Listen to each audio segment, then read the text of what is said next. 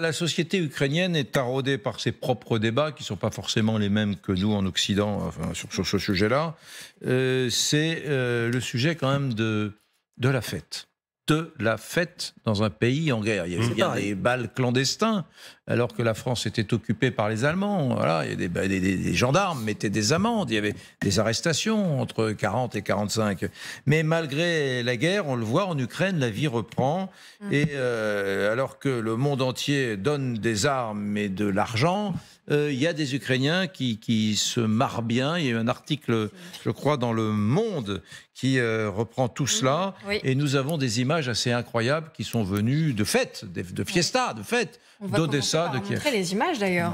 Donc, vous lisiez plusieurs images donc, de fêtes de ces dernières heures. Ce sont des images qui datent d'il y a quelques jours. Donc là, c'est pas de la fête, mais c'est la plage à Odessa, la plus grande ville du sud de l'Ukraine qui borde la mer Noire. Ça, ce sont des images d'hier avec donc des Ukrainiens qui sont sur la plage. Oui. Il faut qu'ils vivent, ils ont raison. Moi, on est tous d'accord avec vous. C'est là que mais ça pose problème quand même. Pas du le débat. Ça vous choque pas du tout? Non, pas du tout. Et ni même que les Ukrainiens qui sont à l'arrière fassent la fête. Ils ont besoin de faire la fête pour vivre. Quand on est dans un pays en guerre, on a le droit de faire la fête. Chacun a son rôle.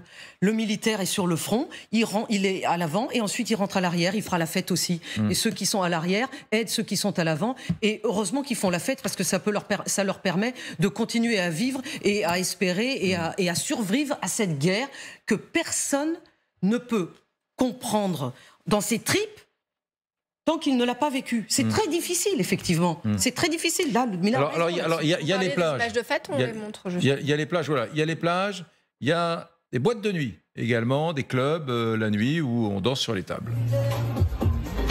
C'est encore plus dans les guerres qu'ailleurs. Exactement. Pas du tout.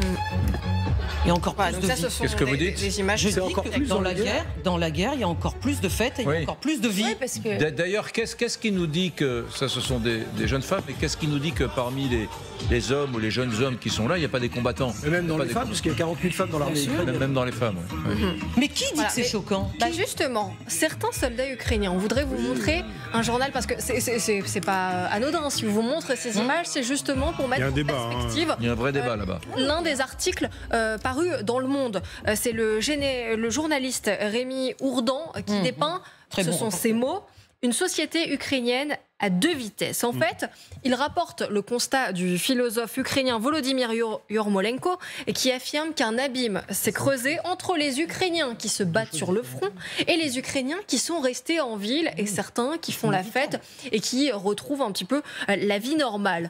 Dans cet article, on y lit notamment le témoignage d'un ancien soldat qui est revenu donc à Odessa, qui a été amputé de la jambe gauche. Il s'appelle Vladislav, il a 25 ans, voici ce qu'il dit.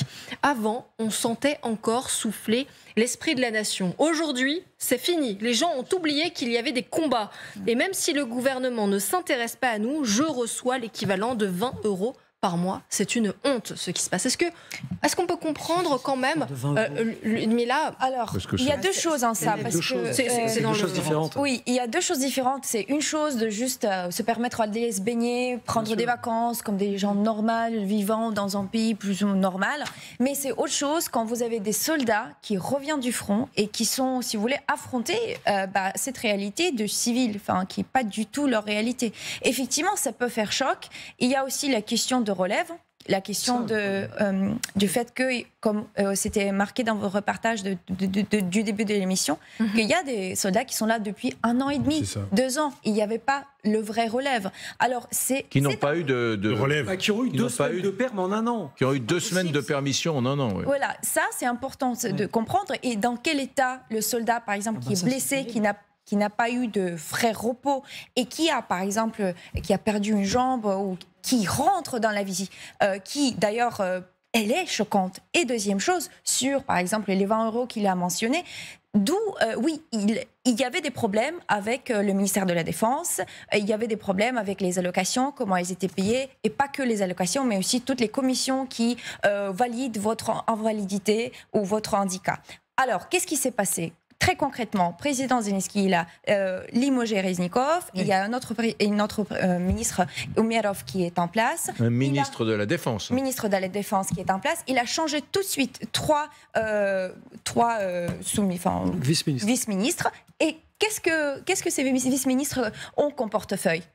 Première, c'est tout ce qui est organisation d'allocation et de système digital qui va permettre de se débarrasser de certaines petites situations de corruption qui pourraient se mettre en place pour que ces soldats-là qui reviennent du front, ils arrivent à avoir une vision très claire, comment je dois faire, qu'est-ce que je dois faire pour avoir mon aide, pour passer tous ces différents tests médicaux ou autres. Alors, il y a effectivement un effort qui est mis de la part du gouvernement, mais c'est un cours, c'est un marge. C'est-à-dire qu'il y a effectivement, et c'est pas choquant, au-delà des dommages. Moi, je suis pas. Oui, mais j'entends ce que vous dites, mais le vrai débat qu'il y a dans toutes les guerres, qu'il y a eu en 14-18, lorsque les gens qui étaient au front rentraient en permission et voyaient qu'à Paris, c'était ahuri. Il y avait des gens qui se marraient, qu'à l'arrière on s'amusait, qu'il y a dans tous les. Regardez encore une fois des images où des Ukrainiens, là, en montant le grade, font carrément la fête. Là, on est plutôt dans une boîte de nuit extérieure. Et mettez le son, d'ailleurs, c'est marrant, ils dansent en écoutant Stromae.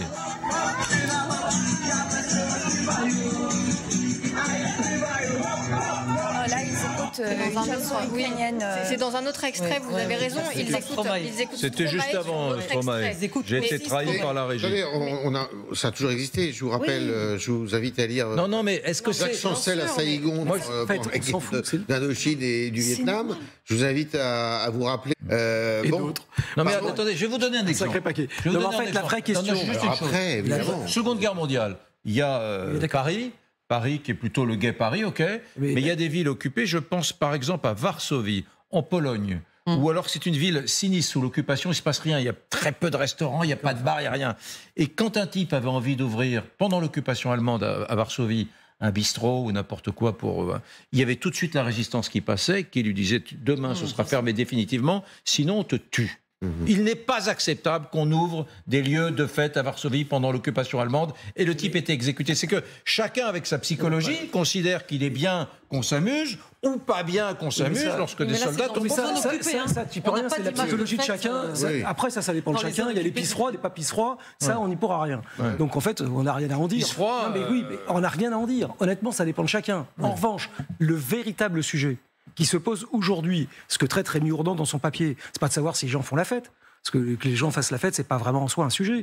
C'est est-ce que oui ou non, une partie de la jeunesse dans les grandes villes éduquée prend sa part et c'est ça le sujet. Alors que les paysans le font, alors que les gens de 40 ans le font, et voilà, c'est ça le vrai sujet. Il n'est pas de savoir si les gens font la fête, c'est comment ça se passe là. Comment se passe la mobilisation? Discrimination. Oui, d'accord. Oui, mais enfin, c'est un peu le même sujet. Non, il y en a un, c'est les images. Si tu as une jeunesse dorée qui fait la fête en boîte toutes les nuits. Après, c'est pas ça. Après, ça dépend. En fait, le vrai problème, il est celui-là. C'est qu'aujourd'hui, les gens qui sont partis souvent au front sont partis dès 2014. Et c'est une génération qui a 10 ans de combat dans les pattes, d'accord, et qui voit aujourd'hui les plus jeunes. Parce que la moyenne d'âge, justement, comme le disait le ministre de la Défense britannique, elle est entre 30 et 40 ans sur le front. C'est assez étonnant, mais c'est eux qui tiennent. Et donc, la vraie question aujourd'hui, avec un vrai choix pour le coup derrière sociétal, c'est est-ce qu'on décide d'envoyer des plus jeunes, en prenant le risque de perdre une génération, ou est-ce qu'on accepte de continuer à se créer un risque de rupture? Et c'est ce qu'explique Ludmila. Aujourd'hui, le gouvernement ukrainien se pose la question avec les armées. Il y a d'ailleurs eu un bras de fer sur cette question-là entre l'état-major et Zaloujny et le président Zelensky sur la question il y a plus de 6 mois, rappelez-vous, qui avait commencé à apparaître dans la presse, puis ils ont fait des réunions pour calmer tout ça. Et donc les choses sont en train de se mettre en place. C'est pas un choix simple pour l'avenir de la société. Parce que ça dépend aussi si on décide de sacrifier maintenant ou qu'on essaie de préserver une partie du long terme. Mais cette affaire-là n'est pas une affaire facile. Oui.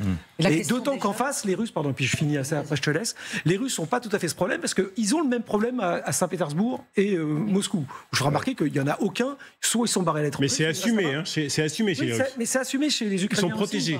C'est aussi relativement assumé chez les Ukrainiens. La différence, c'est que les Russes peuvent se permettre d'aller chercher des bourriates à Pétaouchnok parce qu'ils en sont 140 millions, alors que les Ukrainiens, ils ont 40 millions seulement. seulement, et que donc il va falloir qu'ils fassent ce choix-là, et que c'est plus compliqué. Donc c'est un vrai sujet de ce point de vue-là. Oui, mais simplement pour faire le parallèle avec les Russes, ils ont exactement ce que vient de dire Didier, mais il y a aussi, les Russes se posent aussi cette question, c'est-à-dire qu'il y a le débat en permanence en Russie de est-ce qu'on envoie les plus jeunes au front, les conscrits, justement, puisque je vous rappelle que l'armée russe n'est pas une armée 100% de métier et qu'elle a encore des conscrits. Donc, ils déclarent aujourd'hui officiellement qu'ils ne le font pas, mais il y a des mères de soldats russes qui ont vu leurs enfants aller au front, alors que Poutine le dit, le répète. Donc, ce débat, il existe dans tous les pays en guerre. Comment on fait pour impliquer les jeunes? Sachant qu'ils ont une démographie catastrophique. Ils ont une démographie catastrophique. Oui, des deux côtés. En Russie et en Ukraine, s'ils commencent à envoyer les gamins de 19-20 ans, déjà, il y avait un remarquable papier, je me souviens plus, je l'ai lu sur, en gros, une génération d'handicapés physiques, de gens qui ont été mutilés à la guerre. Il paraît que le nombre de mutilés est en train d'exploser en Ukraine. Ils savent plus se faire blesser. Mais bien sûr, vous avez des groupes d'amis où c'est que des gueules cassées, un a plus de bras. Enfin, faut voir ce que c'est que la guerre. Et vous vous retrouvez là, effectivement, avec un choix qui est cornélien entre les jeunes et l'armée.